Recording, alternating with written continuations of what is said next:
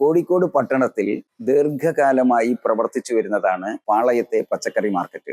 കോഴിക്കോട് നഗരം അനുദിനം വികസിച്ചു വരുന്ന ഒരു നഗരമാണ്. നഗരത്തിന്റെ ആവശ്യങ്ങൾ നിറവേറ്റണമെങ്കിൽ അതിനനുസൃതമായ വിധത്തിലുള്ള സംവിധാനങ്ങൾ നഗരത്തിൽ ഉയർന്നു വരേണ്ടത് അനിവാര്യമാണ്.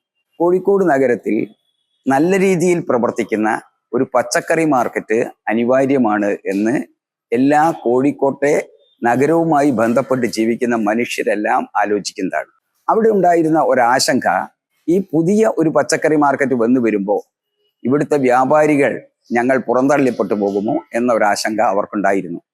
ഇവിടെ ജോലി ചെയ്യുന്ന തൊഴിലാളികൾക്ക് പുതിയ ഒരു സ്ഥലത്തേക്ക് തൊഴിൽ മേഖല മാറുമ്പോൾ ഞങ്ങളുടെ ജോലി നഷ്ടപ്പെട്ടു പോകുമോ എന്ന ഒരു ആശങ്ക അവർക്കുണ്ടായിരുന്നു. ചുമട്ടു തൊഴിലാളികൾക്കും അതുപോലെയുള്ള തൊഴിലാളികൾക്കും ഒക്കെ ഇത്തരത്തിലുള്ള ആശങ്ക ഉണ്ടായിരുന്നു.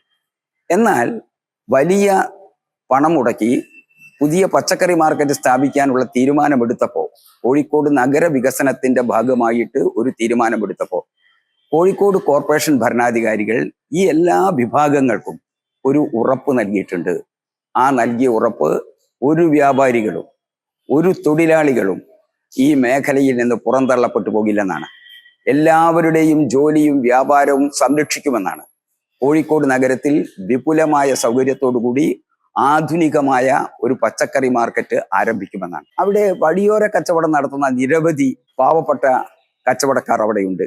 അവരെ സംബന്ധിച്ചും ഞങ്ങൾ നടന്ന പഴക്കച്ചവടവും പച്ചക്കറി കച്ചവടവും ഒക്കെ ഇത് മാറിപ്പോകുന്നതോടുകൂടി അസ്ഥാനത്തായി പോകുമോ എന്ന ഒരു ചിന്തയുണ്ട്. എന്നാൽ കോർപ്പറേഷനുമായി ചർച്ച ചെയ്തപ്പോൾ അത്തരം ചിന്തകൾക്കൊന്നും ഒരടിസ്ഥാനവുമില്ലെന്നും ഇതെല്ലാം വളരെ ഭംഗിയായി തന്നെ അവരെ എല്ലാവരെയും സംരക്ഷിച്ചുകൊണ്ടാണ് ഇത് മാറ്റുക എന്നാണ് തീരുമാനിച്ചത്.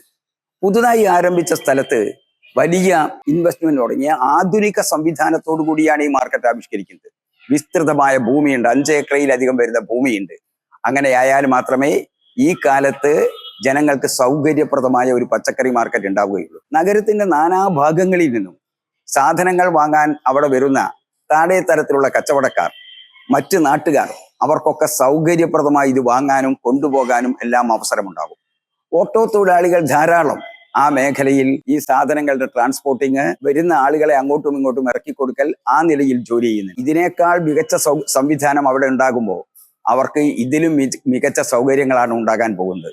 ഈ മികച്ച സൗകര്യങ്ങളെ ഉപയോഗപ്പെടുത്തി പച്ചക്കറി മാർക്കറ്റ് പുതുതായി തീരുമാനിച്ച സ്ഥലത്തേക്ക് മാറ്റി ഏറ്റവും നല്ല വിധത്തിൽ നടപ്പാക്കുകയാണ് കോഴിക്കോട് കോർപ്പറേഷൻ ചെയ്യേണ്ടത്. അതിന് ഈ നാട്ടിലെ കോഴിക്കോട്ടെ പൗരാവലിയുടെ പൂർണ്ണമായ പിന്തുണയുണ്ടാകും എന്നാണ് എൻ്റെ അഭിപ്രായം.